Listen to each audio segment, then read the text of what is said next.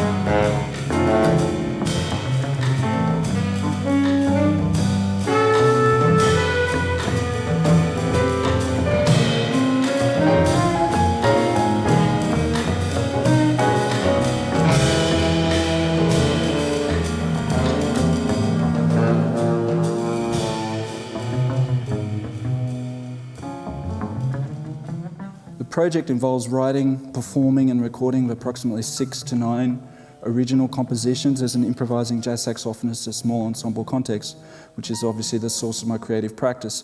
So compositions are considered experiments across a continuum, so derived from parameters resulting in various musical frameworks implemented by either a quartet or a quintet.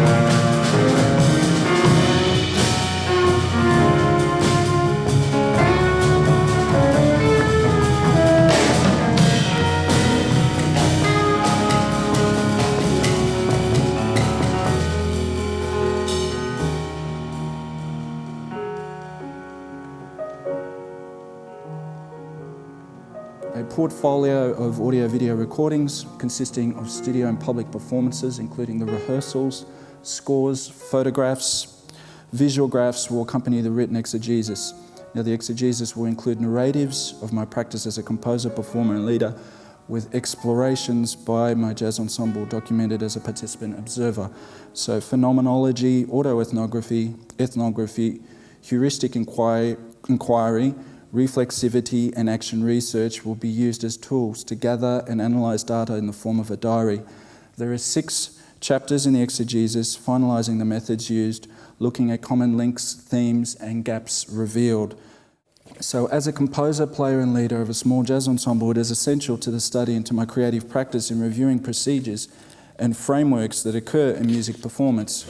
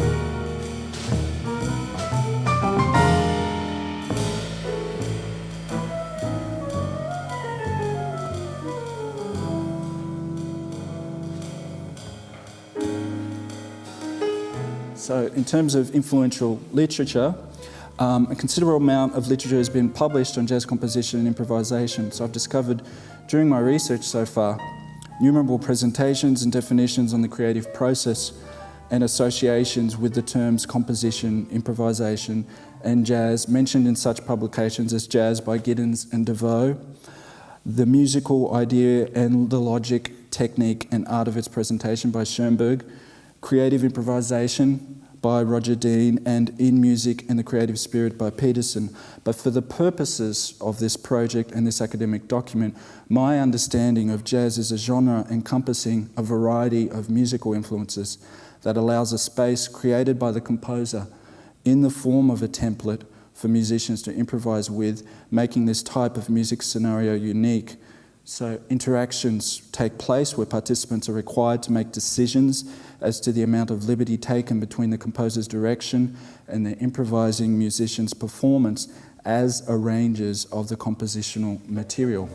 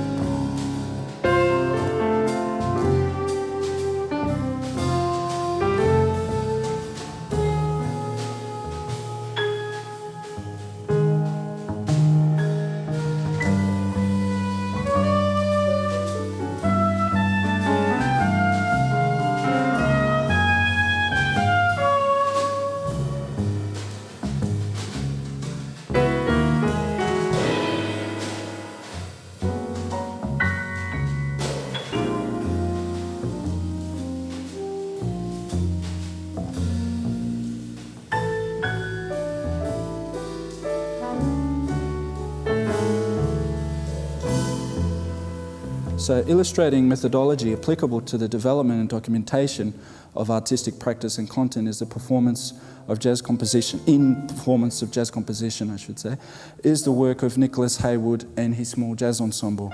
So complexity through interaction and investigation into the spontaneous development of collective musical ideas from simple thematic materials investigates optimum conditions under which collaborative improvised performance can be established. So according to Haywood, this new ensemble was formed as a research project with the purpose of creating new music material, analysing contributions and social dynamics by the improvising musicians and the consequential influence on the author's creative practice. Haywood has surveyed the artistic interactions of the players in the ensemble, which aligns with my own intentions. Fundamental music structures of melody, harmony, rhythm and form used in the moment of improvised music and composition are also found in day-to-day conversation. A line of thought is conveyed, drawing upon a vocabulary of words, phrases and statements as a means of dialogue and correspondence.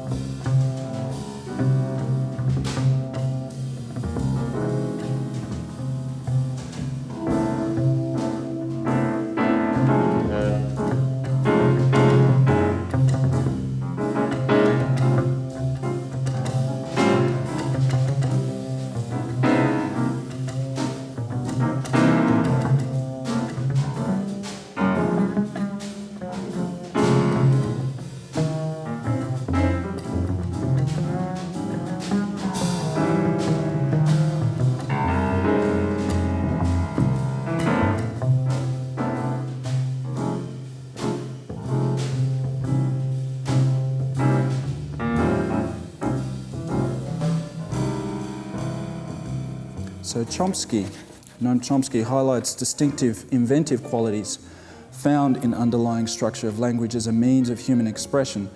In Language and Mind, the author refers to the work of German philosopher and poet Karl Schlegel, who found that language is unique in that language as an expression of the human mind rather than a product of nature is boundless in scope and is constructed on the basis of a recursive principle that permits each creation to serve as the basis for a new creative act.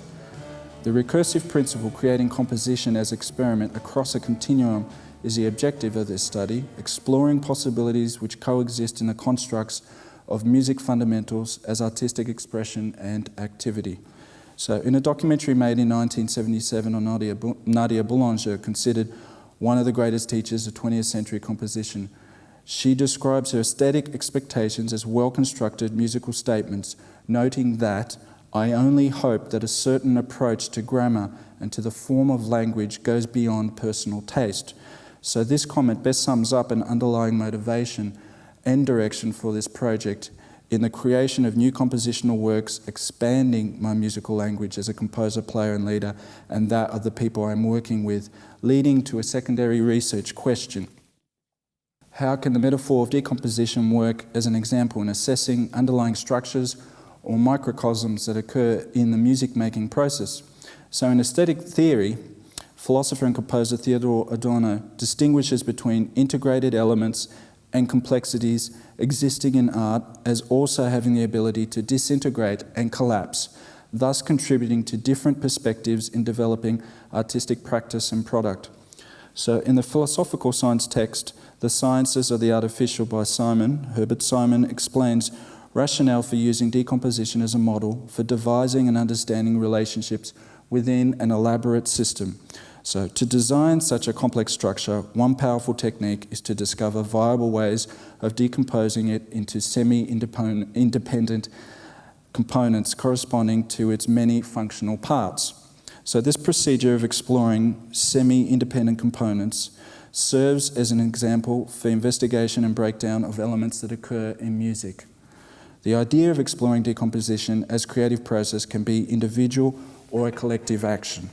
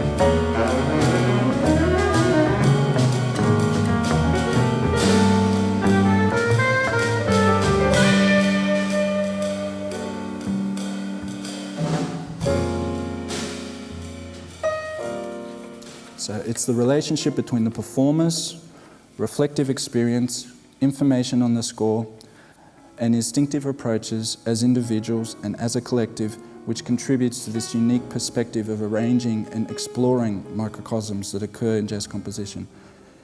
In Michelle Mercer's biography, The Life and Works of Wayne Shorter, Shorter reflects on the performances with the Miles Davis Quintet and how decomposition was used as a tool for investigation. Each song has its DNA, so you just do the DNA and not the whole song. You do the characteristics, as cited in the Mercer book by Wayne Shorter. So the essential components. In an engineering conference paper by Hamza and Chen, Learning How to Invent the Use of Functional Decomposition Among Novice Engineers During Solution Development, the authors use the example, model and metaphor of decomposition for investigation and problem solving. This method is applicable for examining parameters and the understanding of interrelationships at work in musical structures, lending itself to the development and creation of new works. Hamza and Chen found that the representation and usage of the words invention and design mirror comparable problem-solving processes where creative design organises complicated structures and expands on conceptions within the scope of invention. Examples of parameters and techniques that may be explored using the metaphor of decomposition as a model for reducing musical structures to their lowest common denominators include analysis and observations of one's own musical work in fundamental music structures and sophisticated relationships of melody, harmony, rhythm, arrangement, form, use of space, and pulse or tempo. Environment as a factor in the development and experience of the composer, musician, and listener. Intuition and intellect as threads to learning and development. The ability to read and improvise, and musical memory and reflection. So as a participant observer, it is hoped that my reflections on the music-making process by members of my ensemble will bring clarity to the study of decomposition as an example, metaphor, and model for exploring jazz composition. By gathering information from two perspectives, that of the performing composer and the interpreting musician, I hope to collect data on how performance of jazz composition unfolds.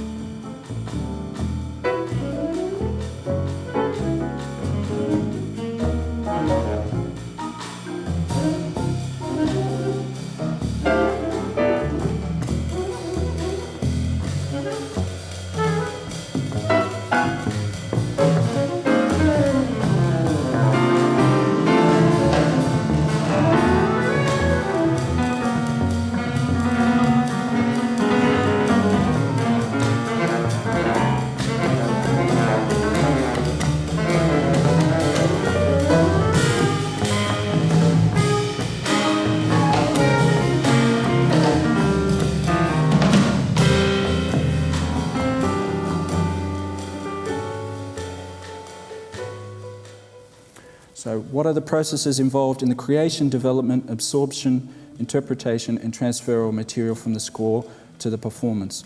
So addressing the interactions that occur in performance between the composer and the musician is Ingrid Monson's Saying Something, Jazz Improvisation. This publication looks at musicians' development of ideas with one another, using analogy to communicate intentions not written in the musical score.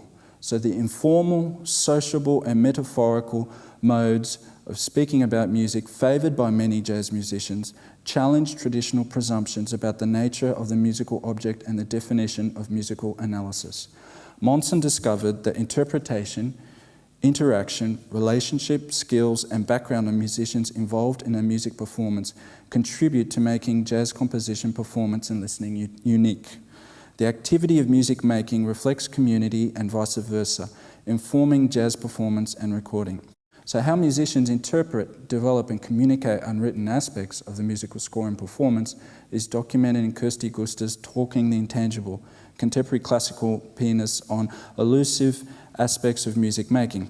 So her thesis looks into intangibles in modern piano performance, its use, approach, understanding, communication and functionality in music making. The author of this text considers perspectives of the unwritten in the musical score, its dissemination and awareness of this aspect by the musician in performance. She does this by locating and understanding emerging topics and themes, assessing the communication of intangibles, use of metaphor by musicians, and bringing together overall perceptions which have emerged from the collated data of extensive interviews with performing classical pianists. So Gusta's thesis parallels with my inquiry into unwritten aspects of small jazz ensemble composition and performance, examining composers' intentions and musicians' interpretation of the score.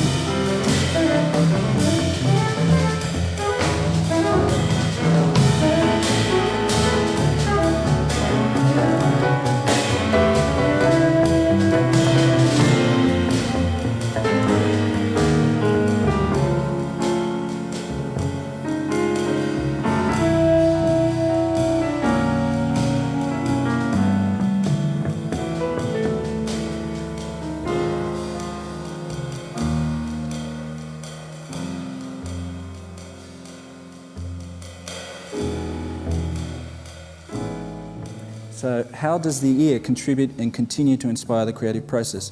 So primacy of the ear, listening, memory and development of musical style by Ram Blake, A Composer's World, Horizons and Limitations by Paul Hindemith, and What to Listen For in Music by Aaron Copeland are standout publications contributing to the understanding of the ear at work in the retention, production and recording of musical ideas.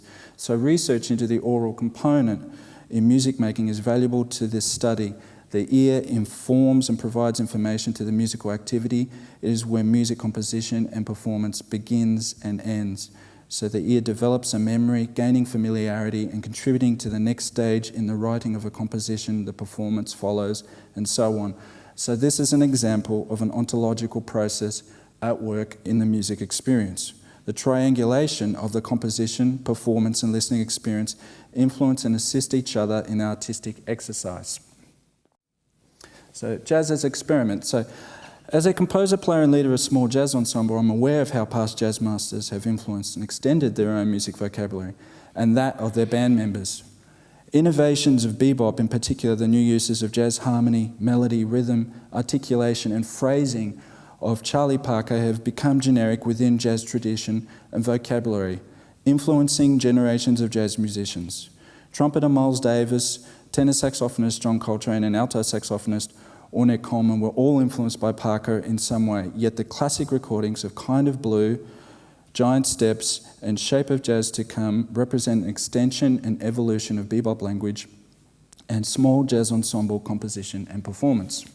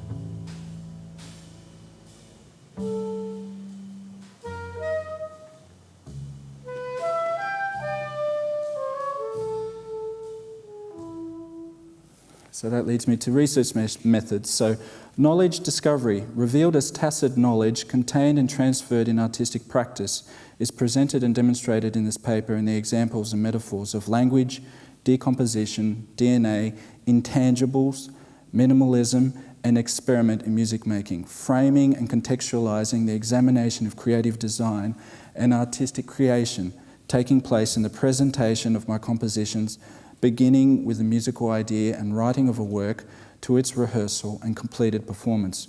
So using my working ensemble as a music lab provides a platform and opportunity for developing creative practice, both as a composer, player and leader and the musicians I'm working with who contribute as improvisers in the hope of discovering the best possible outcome for performances of my original compositions. A musical score and set of instructions will be given to the group for performance. At my own discretion as leader, composer and player, considerations will be given as to the amount of freedom allowed for performers' interpretation of the compositional works. That said, the musical framework of the composition, the score, allows musicians involved opportunity to contribute to musical outcomes as improvisers and arrangers of the overall performance and vice versa. It is expected that creative activity involving triangulation of composition, performance, and listening or musical memory as through composed form will be played out in personal relationships, interactions, contributions, and collaborations of musicians involved wanting to develop ideas with each other, using musical imagination to communicate unwritten aspects of musical performance. The key method for documenting the project is the gathering of data in the form of a diary consisting of various drafts, stages of music compositions, experiments, photographs and recorded video excerpts of my creative practice as improvising saxophonist composer, rehearsals and full music performances. This approach has no distinct separation between the researcher and the object. It is a unique, qualitative, practice arts-based research method where findings are recorded whilst creative process and product is developed into an outcome. So the dissertation consists basically of 6 chapters, the first being introduction and research question, the second one is literature review, research methods, the third is my artistic practice and creative design, fourth being the small jazz ensemble compositions as experiment, fifth being comparative analysis and conclusions.